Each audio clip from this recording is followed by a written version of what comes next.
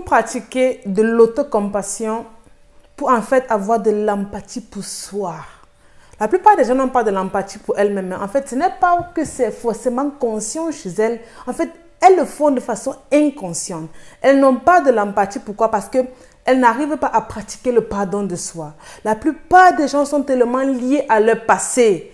Elles veulent changer les choses. Elles veulent arrêter chaque jour de penser à leur passé, de passer de mauvaises journées à cause de leur passé, de chaque jour dormir mal, se réveiller en étant de mauvaise humeur parce que durant toute la nuit, tu as passé ton temps à penser au passé.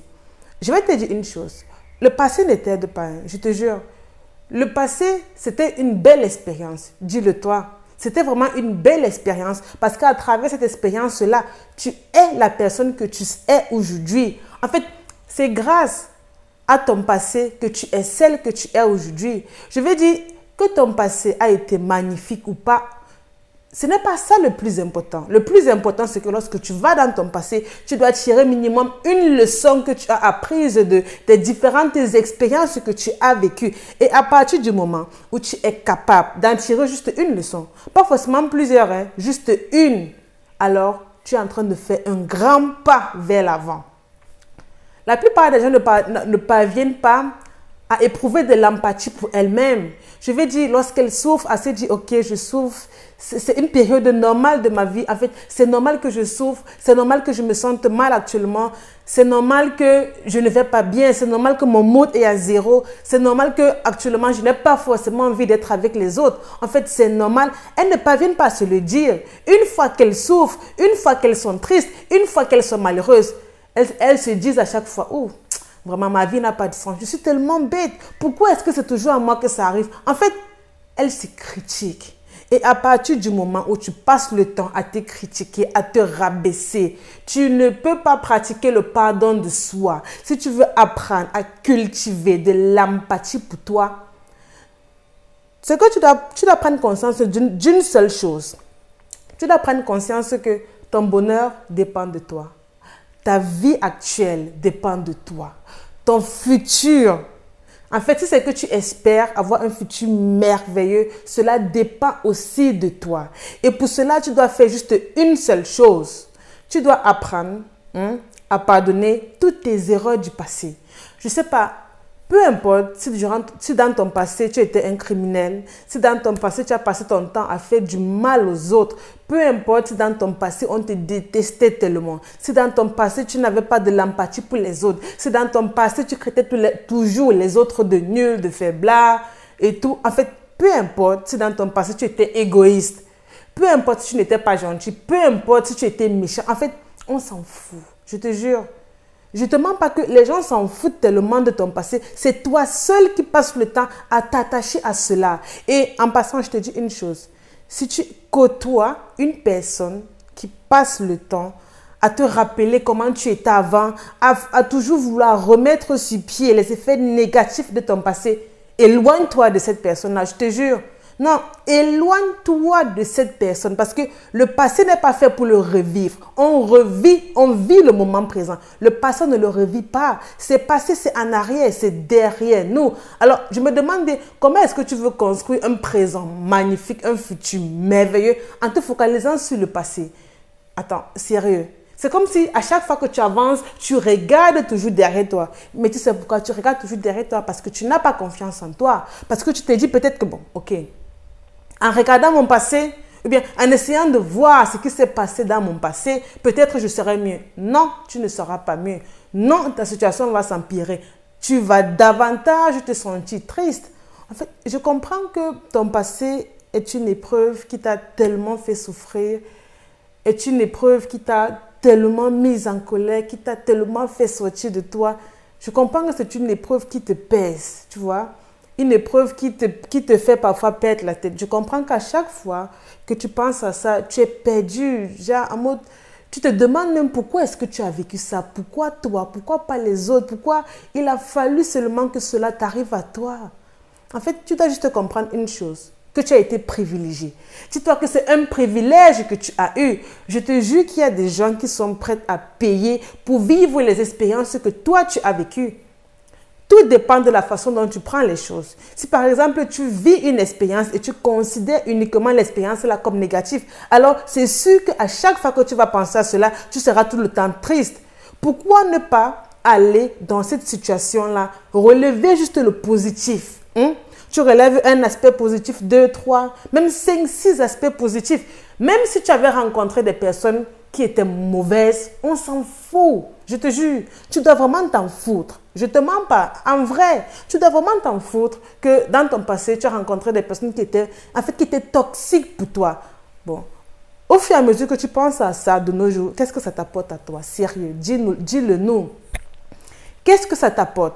À part faire en sorte que tu passes de mauvaises journées, tu passes de mauvaises nuits, ton présent est pourri, tu n'arrives pas à être toi-même parce qu'à chaque fois que tu repenses au passé, tu te mets en colère, tu agis. En fait, parfois tu agis de façon négative, tu agis tellement mal, tout simplement parce que ton passé détruit ton présent. Je veux dire, tu n'es pas venu sur terre pour passer cette vie, tu es venu là pour apprécier tous les moments magnifiques, formidables que la vie t'offre. Si dans ton passé, tu as rencontré des gens toxiques, tu dois être reconnaissante pour cela. Parce que tu as l'expérience que les autres n'ont pas eue.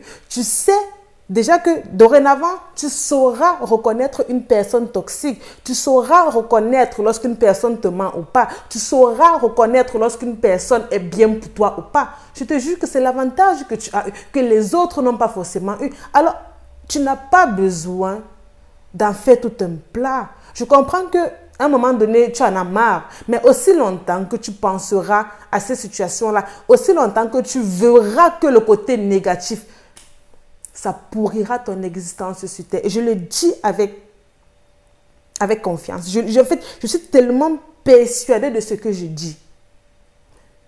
Peu importe si ces gens-là t'ont rabaissé. Peu importe si dans ton passé, tu as tellement fait du tort aux gens. Le plus important, c'est que tu as appris de tes erreurs. Tu vois, et une fois que tu apprends de tes erreurs, je te jure vraiment que tu vas apprendre à te focaliser sur tout ce qui peut te faire avancer. Bon, depuis que tu te focalises sur tout ce qui ne te fait pas avancer, comment est-ce que tu te sens? Dis-le nous un peu en commentaire. Je veux juste savoir comment est-ce que tu te sens. Est-ce que tu es vraiment toi? Est-ce que tu vis vraiment ta vie comme tu veux? Ou bien, regarde, la personne qui t'a fait du mal dans le passé, je te jure, elle ne pense même pas à ton existence. Je ne te mens pas. Sa vie continue. Donc, quand toi, tu passes ton temps à mettre ta vie sur pause, là, la vie des autres continue. Même ceux qui meurent là, on les pleure 1 jour, 2 jours. La vie des autres continue. Ils ne mettent pas leur vie sur pause.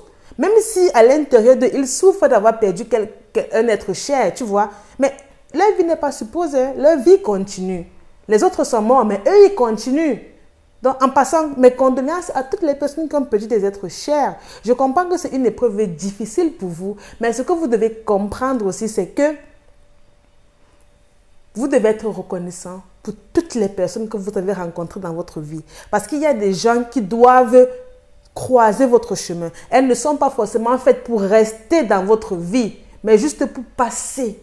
Le simple passage peut vous faire apprendre la leçon de toute une vie. Et rien que pour ça, vous devez être reconnaissant. Rien que pour ça, vous devez vous sentir tellement privilégié. Donc, si vous voulez apprendre à avoir de l'empathie pour vous, vous voyez, souvent lorsque vous souffrez, vous ne parvenez pas à vous dire que ok, c'est normal que je souffre actuellement, mais ce n'est pas à cause de ça que toute ma journée sera pourrie. Ce n'est pas à cause de ça que je vais mal dormir. Je vais me servir de cette expérience-là pour me dire que ok, je souffre actuellement, c'est pas grave. Je vais faire tout pour uniquement tirer le positif de cette situation, me dire à quel point j'ai eu le privilège de vivre cet événement, de vivre cette situation. Et vu que je me sentirais comme une personne qui a eu le privilège de vivre certaines situations, alors je n'en ferai plus tout un plat. Je me contenterai de ça et j'avancerai. Dites-vous que tout ce qui se passe dans votre vie est un honneur pour vous. Je vous jure, c'est pour ça que la vie est tellement intéressante. Vous savez, l'être humain est habité par 6 besoins, parmi lesquels le besoin de la variété. Vous voyez, lorsque tout est monotone dans la vie de quelqu'un, en fait, il s'ennuie. C'est pour ça, par exemple, que vous allez voir, il y a certaines personnes qui commencent à fumer et il y a certaines personnes qui commencent à boire. D'autres deviennent des braqueurs, des voleurs, des violeurs. En fait, Ils veulent de la variété dans leur vie. Chaque personne a sa manière à lui d'apporter de la variété dans sa vie. Vous allez par exemple voir, il y a des gens qui disent que bon, il faut que je voyage, il faut que je me déplace, il faut que j'appelle tel ami, je me sens tellement seule. En fait, les gens n'aiment pas la monotonie. Personne n'aime que tout soit plat comme ça. Non, personne n'aime ça. Et chaque personne essaye de mettre de la variété dans son quotidien. J'espère qu'on se comprend bien. Et j'espère qu'à travers cette vidéo, j'en ai tourné, je pense que ça c'est la 3e ou la 4e vidéo sur l'autocompassion. N'hésitez pas à aller les regarder. Et j'espère que cette vidéo vous a apporté tellement de valeur, que vous avez tellement appris de cette vidéo. Et sur ce, n'hésitez pas à rester heureux, restez vraiment heureux. C'est tellement important. Et prenez soin de vous, prenez soin de votre bien-être, prenez soin de qui vous êtes. Et les aspirations que vous voulez atteindre, c'est très important, juste pour votre bien-être.